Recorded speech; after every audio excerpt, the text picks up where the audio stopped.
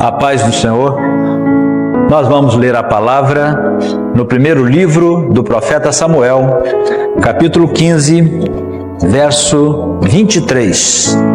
1 Samuel 15, 23. Palavra do Senhor fala assim: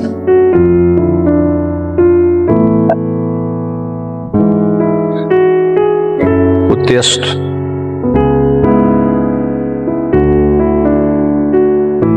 mais um toque aí, ou você está com a projeção errada.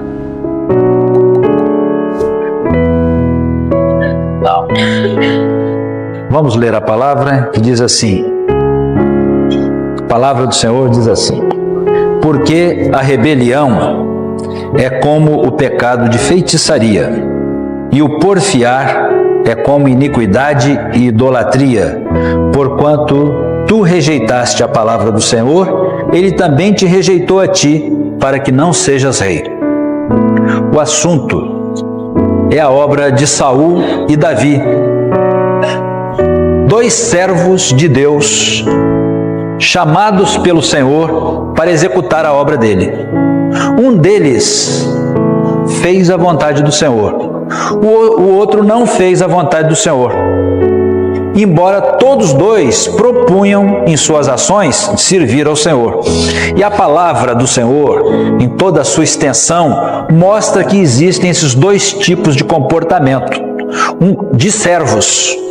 Um comportamento que agrada a Deus e um comportamento que não agrada a Deus. Exemplo: dois irmãos, Abel e Caim. Duas irmãs, Marta e Maria. Duas rainhas, Esther e Vasti. Dois reis, Saul e Davi. Na história de Saul e Davi, os atos são mais claros, e o Senhor concedeu à sua obra algumas revelações a respeito desses dois tipos de comportamento. Ressaltamos que todos dois, como servos de Deus, foram chamados para executar a obra de Deus, e eles propunham executá-la. Só que um não agradou a Deus, devido ao seu comportamento, e outro agradou a Deus. Em Saul, nós vamos ver o que não agrada a Deus. Em Davi, nós vamos ver o que agrada a Deus. A época era aquela época do profeta Samuel, aquele servo chamado pelo Senhor, usado em profecias, em revelações, e era Samuel já idoso. E os seus filhos não andavam no mesmo caminho dele. Então vem o primeiro ensinamento: filho de profeta não é profeta. O ministério é um chamado de Deus. O Senhor pode chamar o pai, pode não chamar o filho, pode chamar o filho, pode não chamar o pai. É um ato da parte do Senhor. E os filhos de Samuel não andavam no caminho dele. O povo esperava que tivessem profetas que não tinham. Olharam para o lado de fora, viram que todas as nações tinham um rei que saía à guerra na frente, que dirigia, que conduzia, que julgava. Resolveu pedir ao Senhor um rei, e disseram a Samuel: dá-nos um rei. Samuel pareceu a ele muito mal essa palavra, se sentiu rejeitado, mas o Senhor disse a ele que o povo de Israel não estava rejeitando a ele, Samuel, mas estava rejeitando o Senhor que colocou Samuel. Mas disse a Samuel: atende o pedido do povo, faz o que eles pediram, dá o rei que eles pediram, mas diz ao povo os direitos do rei. Que ele vai tomar alguns para servos e servas, para criados. Ele vai instituir impostos. Diz o direito do rei e estabelece o rei. Houve um homem chamado Cis, da tribo de Benjamim, cujas jumentas se perderam, e ele mandou que seu filho, chamado Saul, fosse procurar as jumentas. Saiu ele com um moço e resolveram dizer vamos até o profeta Samuel, quem sabe ele nos dá uma direção. E foram até Samuel. Quando Saul chega até Samuel, Deus mostrou a Samuel que Saul era o rei que Deus tinha escolhido. Na hora de assentar à mesa, foi dada a Saul a porção melhor, aquela porção que era sempre dada para os príncipes. Ele se sentiu honrado sem entender o que estava se passando. Quando Saul ia partir de madrugada, Samuel derramou sobre ele o óleo da unção, dizendo com isso que Deus o havia escolhido. E disse a ele alguns sinais que iriam acontecer no mesmo dia na vida dele, mostrando que Deus estava agindo na vida dele já. Ele teve diversas experiências, encontrou um grupo de homens que subia a Betel, houve outras coisas, chegou num rancho de profetas que profetizaram, Saul profetizou também. Houve diversos sinais, porque o Senhor, quando chama alguém para uma função na sua obra, quando chama o servo para a sua obra, esse chamado, ele vem com sinais maravilhosos da parte de Deus. E por fim, Samuel juntou todo o povo e passou o povo diante do Senhor. Quando passou o povo diante do Senhor, o Senhor separou a tribo de Benjamim. Passando família por família, Deus escolheu a família de Cis. Passando homem por homem, Deus escolheu a Saul, na presença de todos. E quando o povo olhou para Saul, viu aquele homem de boa aparência, com físico formoso, mais alto do que todos os homens de Israel, porque haviam muitos guerreiros, especialmente os filhos dos reis, eram preparados fisicamente para a batalha, e era preciso que estes homens escolhidos tivessem porte físico. Mas era Saul de uma beleza muito grande, e quando o povo bateu os olhos em Saul, diz a palavra que o coração de todos agradou imediatamente. Porque Deus, quando escolheu a Saul, Deus sondou o coração do povo, viu o que o povo queria e atendeu o pedido do povo. O povo queria um rei que tivesse aparência, e o Senhor deu. Agora, é importante, muito importante lembrar que Deus, quando escolheu a Saul, escolheu um servo e deu a ele todas as condições de andar na presença do Senhor. Nós vamos ver que mais tarde, Saul se desviou, mas Deus não escolheu para cair. Deus escolheu para que ele permanecesse. Ele é que não foi fiel. As mesmas condições, as mesmas oportunidades que deu a Davi, deu a ele também. Ele é que se desviou. E Saul começou a reinar prosperamente. O Senhor foi com ele. Venceu inúmeras batalhas, batalhas difíceis. O Senhor abençoou e ele teve vitórias. E o tempo passou. Havia uma constante guerra de Israel contra os filisteus. Era uma guerra constante, que permeava toda a época dos reis de Israel. Saul juntou o seu exército, o exército de Israel, na luta contra os filisteus. E Samuel tinha dito a ele que dentro de 7 dias iria até ele para sacrificar. E o sacrifício era muito importante porque representava a presença de Deus. E os dias começaram a passar e Samuel não aparecia. Enquanto isso, os filisteus apertaram com a guerra. Alguns dos guerreiros de Israel enfraqueceram e alguns começaram a debandar, a abandonar a guerra. Saul foi ficando apavorado com aquilo. Chegou no 7º dia, Samuel não chegou. Os homens debandando, a guerra apertando. Saul pediu que alguém trouxesse o animal para o holocausto e ele mesmo, Saul, executou o sacrifício. Em seguida, Samuel chegou dentro do prazo. Samuel chegou logo em seguida, dentro do prazo dos 7 dias, e disse a Saul: Saul, você fez uma loucura. Você não sabe que está escrito na palavra do Senhor que o sacrifício só é feito pelo sacerdote e o estranho nem chega perto? Você é rei, mas você não determina as coisas de Deus.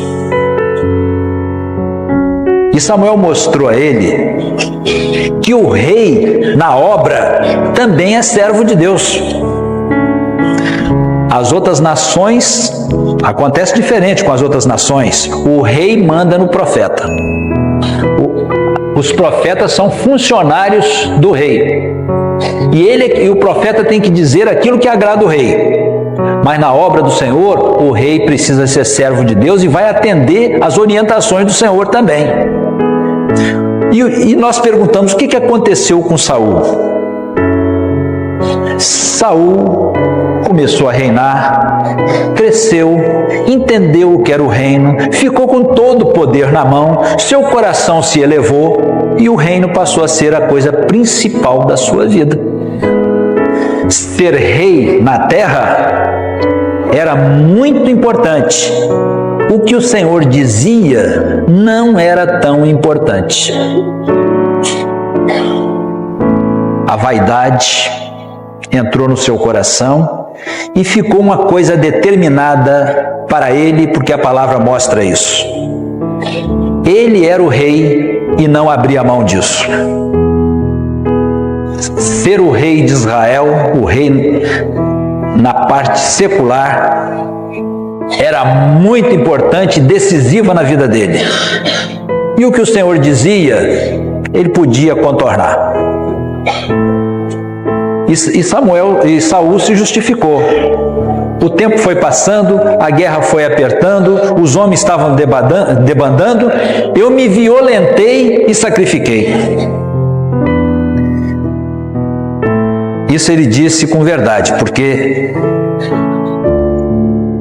é violência contra o reino qualquer ato que contraria a vontade do Senhor. E Samuel disse a ele: o Senhor hoje iria te confirmar como rei, e não vai confirmar mais. Ele iria te confirmar como rei de Israel, e não vai confirmar mais. O que você fez foi uma loucura. Passou mais tempo. O Senhor chamou Samuel, mandou que fosse até Saul e dissesse a ele: guerreia contra os amalequitas.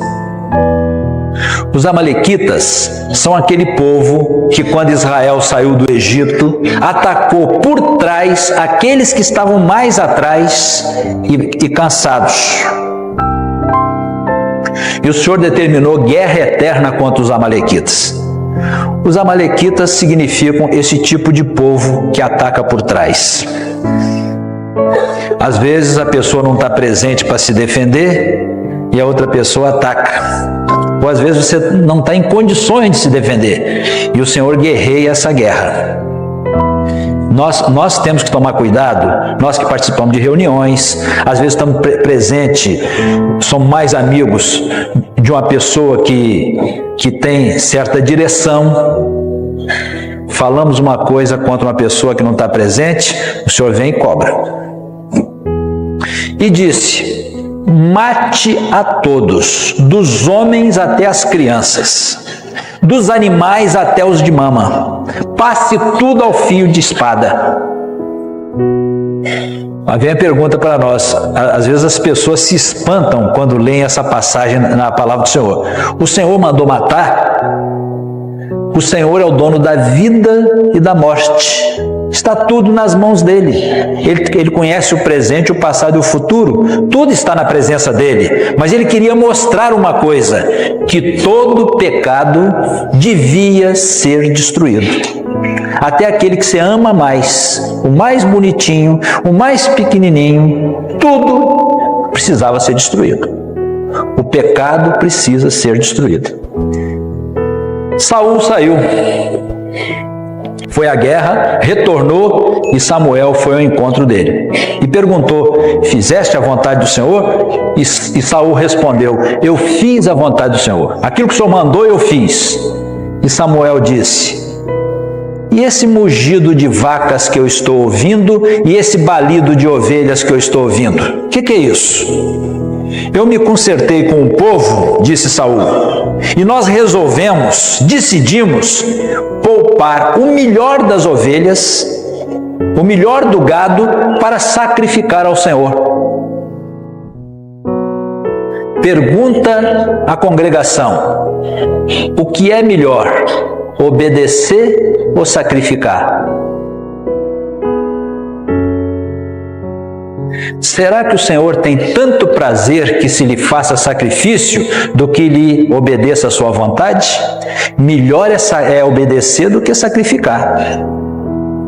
O que Saul fez? Não atendeu o que o Senhor mandou e ainda fez o que ele quis e ainda botou o nome do Senhor no meio. Nós temos um jejum aos domingos, é o jejum para a comunhão da igreja. Uma orientação do Senhor. Eu não faço, mas na segunda-feira eu faço até meio-dia. O Senhor não aceita isso não. O Senhor não aceita isso não. É preciso atender aquilo que o Senhor está falando. Antes de oferecer alguma coisa, obedeça ao Senhor primeiro. Depois você faça outra coisa. Atenda aquilo que o Senhor mandou primeiro. Melhor é obedecer do que sacrificar. E Samuel acrescentou: porque a rebelião ou a desobediência, é como o pecado de feitiçaria.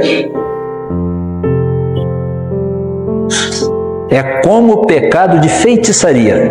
E o porfiar, ou seja, teimar em desobedecer, é como idolatria e iniquidade.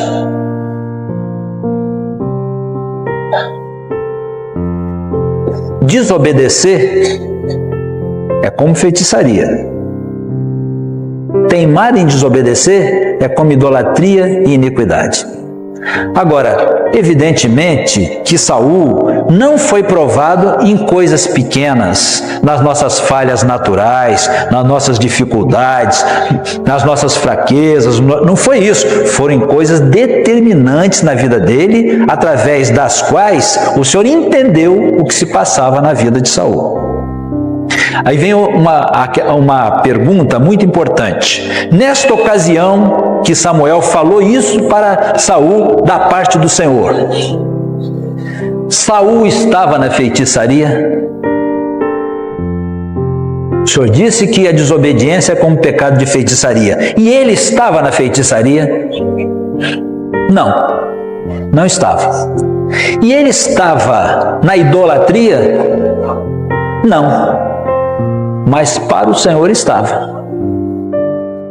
Para o Senhor estava. Vamos ver aqui no quadro.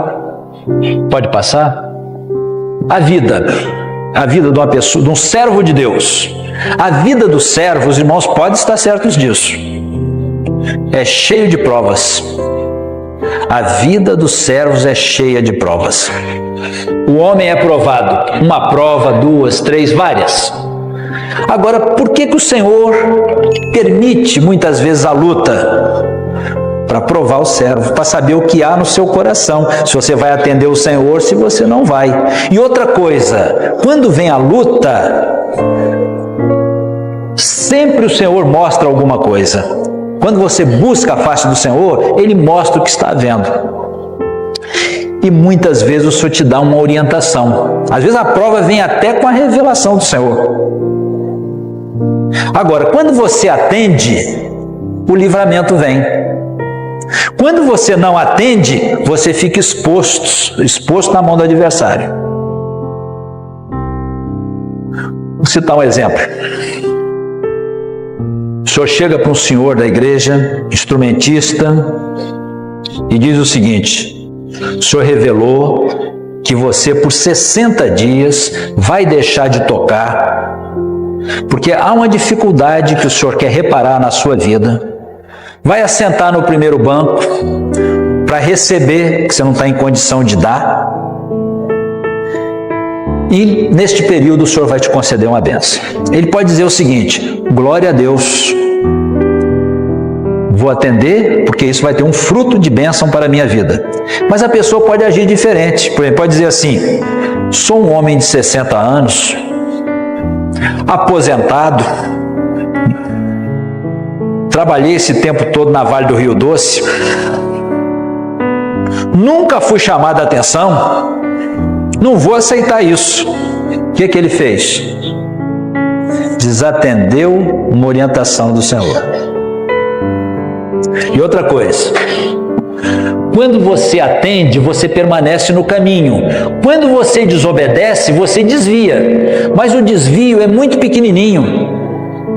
É muito pouco, não dá para sentir. Mas lá na frente você chega em outro lugar. Um irmão estava me dizendo aqui que se sair um navio do Brasil, determinado ponto, Rio de Janeiro, por exemplo, em direção à África, se você mexer 1 grau, só 1 grau no rumo, você chega na Europa. Não chega no destino. Então, quando você desobedece, você desvia da vontade do Senhor. Ao invés de chegar na eternidade, lá na frente você chega em outro lugar. Agora, no momento que você desobedeceu, parece que não aconteceu nada, mas aconteceu. Você entrou por outro rumo, você saiu do plano do Senhor. E vem as consequências disso. E aqui nós observamos o seguinte: o adversário, ele arma o laço para você aqui, para você desobedecer, para te colher lá na frente. Quando o laço é armado, você não está vendo o laço, você não percebeu, mas o laço está armado na desobediência. Você desobedeceu, colocou o pé no laço. Você atendeu a revelação, atendeu, obedeceu, o Senhor te livrou. O Senhor te deu o livramento. Aí vem o nosso cuidado em atender as coisas do Senhor, porque há um fruto de bênção. Há um fruto de bênção. Então, nossa vida é uma vida cheia de provas. Veio a prova, as provas virão, nenhuma nem duas, várias. Porque o Senhor vai provar cada servo, especialmente aqueles que o Senhor chamou para alguma função, vão ser provados. Mas a vida do servo é assim mesmo, é cheia de lutas. O Senhor te prova, vem a luta, e às vezes a luta vem dura. A luta, ela vem de uma forma tal que você diz assim: não suporto mais. Os irmãos sabiam disso? E quando você diz assim, não suporto mais, ela dobra. Mas no fim, o Senhor te abençoa. No fim, vem a vitória, porque há um alguém que é o Senhor que está conosco, que disse que não iria nos desamparar e não vai desamparar o seu servo. Você vai, luta, dificuldade, problema, tropeça, mas lá na frente vem a vitória, porque o Senhor vai guardar a vida dos seus servos. E se estiver na presença dele, nada vai suceder àquele que anda na presença do Senhor. Meus irmãos, então Saul aqui se desvia. Ele desvia da presença do Senhor no momento que ele desobedece. Meus irmãos, a partir daí da desobediência, vieram as consequências. A primeira consequência da desobediência: o Espírito Santo afastou-se de Saul. Deus parou de falar com ele, não falava mais com ele. Perdeu o discernimento, perdeu a sensibilidade do Espírito e passou a ter crises de opressões. Deus não falava mais com ele. Meus irmãos, quando estas coisas sucederam, Deus levanta outro no lugar de Saul. E quando Samuel repreende a Saul, dizendo que ele desobedeceu, acrescentou: e Deus já tem escolhido o teu próximo melhor do que tu, para reinar em teu lugar. Nós todos na obra somos necessários, chamados pelo Senhor. Mas se alguém se desviar, o Senhor é poderoso para levantar outro, melhor do que você. Porque Deus, quando levanta, Ele levanta o segundo melhor do que o primeiro. Embora o Senhor queira que você permaneça. O Senhor quer que você fique. Mas se você falhar, a obra dele não vai ficar em falta. Ele vai levantar outro. Meus irmãos, e Deus levanta a Davi no lugar de Saul. E muito tempo se passou. Davi foi escolhido, mas não assumiu o reino. E Saul, mesmo na carne, mesmo fora da presença do Senhor, ele continuou como rei na área secular. Ele era o rei de Israel, muitos anos. E nós vamos dar um salto, e depois vamos voltar. Nós vamos dar um salto lá no fim da vida de Saul. Lembre os irmãos que nesse salto que nós vamos dar, nós vamos saltar muitos anos. E vamos lá no fim da vida de Saul. No fim da vida de Saul, muitos anos se passaram. Os filisteus apertaram na guerra de tal forma que Saul ficou apavorado e buscou ao Senhor na sua aflição. Buscou em sonhos, o Senhor não falou com ele. Buscou através do sacerdote, o Senhor não falou com ele. Buscou através do profeta, o Senhor não falou com ele, o Senhor não falava mais com ele. Então ele resolveu buscar uma pitonisa. Pitonisa é uma mulher que adivinha. E foi lá numa cidade chamada Endor ou Endor. E encontrou ali uma pitonisa, uma mulher que adivinhava. Endor significa em hebraico lugar habitado. E a pitonisa vem do nome Piton, que significa serpente. Então, Endor é o lugar habitado pela serpente. Este nome veio para o grego como oikomene, que significa ficar em casa. E deste nome derivou a palavra, em português, ecumenismo. A palavra ecumenismo significa a religião sem revelação. Todo mundo fala em nome de Deus, sem Deus. E no ecumenismo, todos buscam a Deus para esta vida, não para a eternidade. Para o pão que perece, não para o pão eterno. Não importa o que cada um pense, desde que estejam juntos, unidos, em nome de Deus, sem Deus. Deus não fala no ecumenismo, na religião. Então foi lá em Endor que Saul foi. Samuel já havia morrido. E Saul pediu a pitonisa que levantasse Samuel. Pergunta à congregação: mortos falam? Mortos falam? Mas quando se consulta os mortos, quem fala? O adversário. É o adversário que fala. E como ele é o pai da mentira, fala igualzinho. Fala igualzinho. Ele é o pai da mentira e não se firmou na verdade, diz a palavra.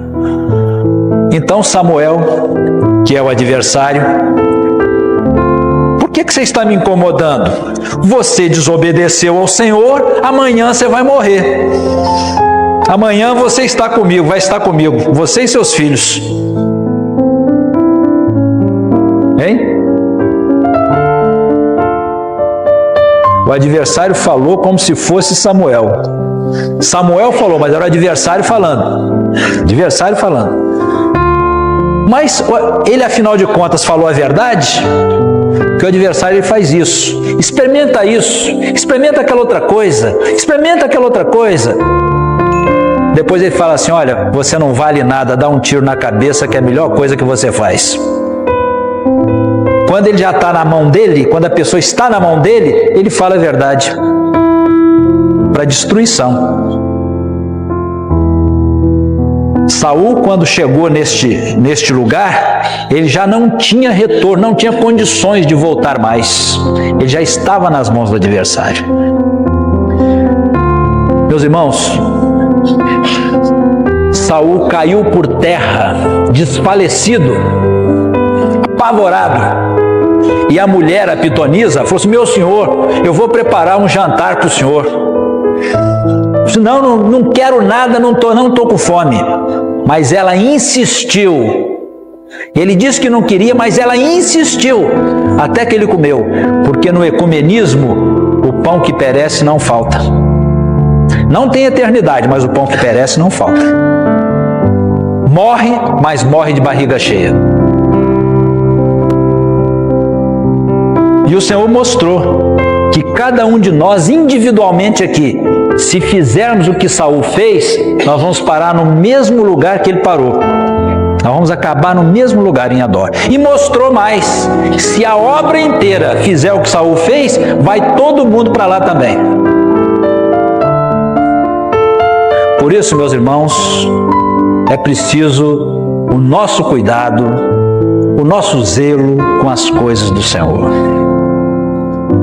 Sempre dependentes, sempre debaixo da revelação, ouvindo a voz do Senhor, atendendo às suas orientações, para que não entremos neste caminho. O que aconteceu com Saul, que Saul representa,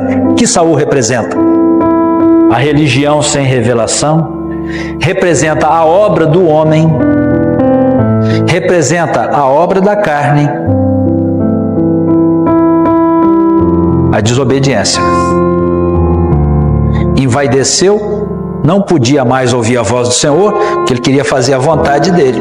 Afinal de contas, ele era o rei, mandava em tudo. Tudo tinha que estar debaixo da orientação dele, dentro da vontade dele. O que o Senhor dizia, podia contornar. Caiu em Endor. Meus irmãos, nós mostramos o fim da vida de Saul. Vamos retornar agora. O momento que ele caiu, o momento que Samuel disse a ele que a desobediência era como idolatria. Nós falamos aqui, então, voltando, o momento que ele lutou contra os amalequitas e poupou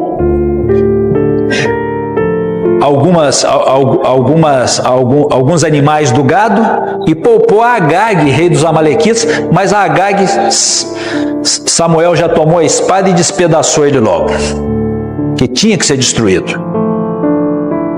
Então o Senhor disse que ele estava na feitiçaria e na idolatria, e o Senhor tinha razão, que no fim da vida dele, ele acaba na feitiçaria e na idolatria e na iniquidade, como o Senhor falou.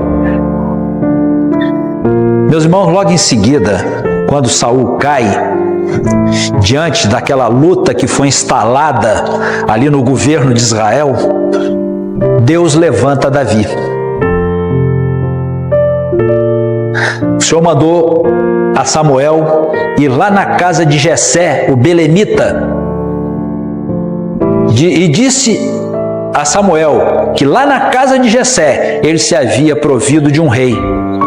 E quando chegou, se apresentou o primeiro, o mais velho, Eliabe, formoso também, com porte físico, com aparência.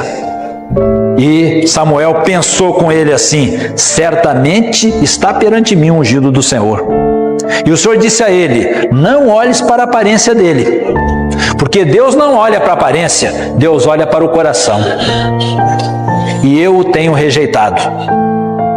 O profeta tem a vontade, ele tem o pensamento dele também, tá certo? Ele tem a revelação, mas tem a forma de entender dele também, tem a forma de pensar, tem tudo. Essas coisas precisam estar bem colocadas, bem separadas. Veio o segundo, o terceiro, o quarto, até o sétimo, todos rejeitados. Então Jessé disse: meu senhor, vamos assentar à mesa para comer? Eu disse: não, nós só assentaremos à mesa depois que todos estiverem aqui. Acabaram os varões?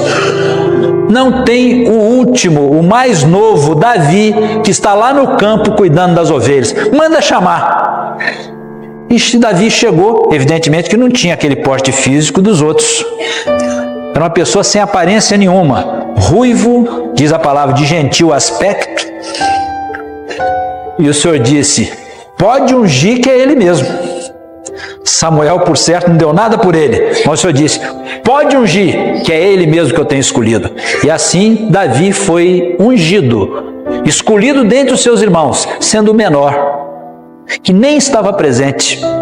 Porque o Senhor, quando escolhe, nós buscamos estar na obra de Davi. Ele tira da malhada das ovelhas. Ele não vai buscar na Rússia, nem nos Estados Unidos, nem na Europa. Não, o pastor, o ministério é tirado da malhada das ovelhas, é do meio das ovelhas que o Senhor levanta. É o dedo do Senhor que escolhe. Às vezes você pode pensar assim: eu preciso estar bem visível para todo mundo me ver. Não, não precisa. O Senhor sabe onde buscar o seu servo.